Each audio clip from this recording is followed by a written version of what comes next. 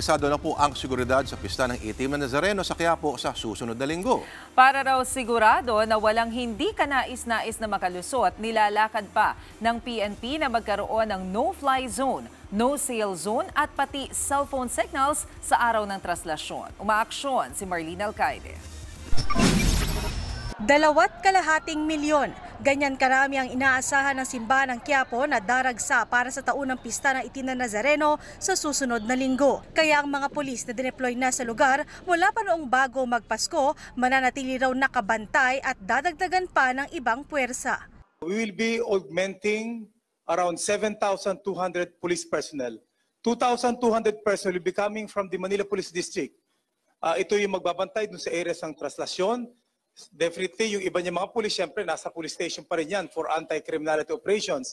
And 5,000 will be augmenting MPD. These 5,000 will come from the other 4 districts as well as the Regional Mobile Force Battalion.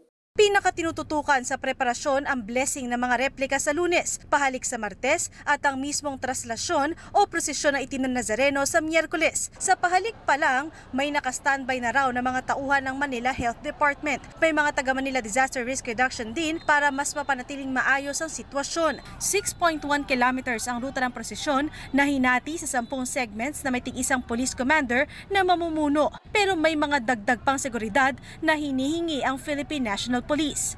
We have requested for the area to be no-fly zone, no-sail zone, as well as no telecom signal zone. Even though wala naman tayong sinasabing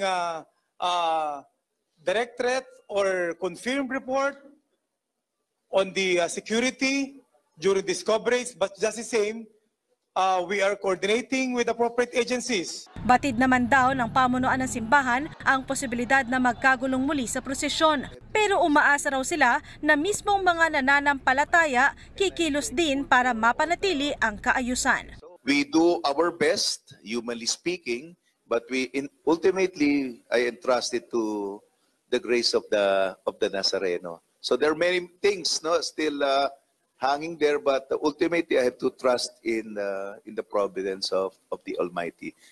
Umaaksyon, Marlene Alcaide, News 5.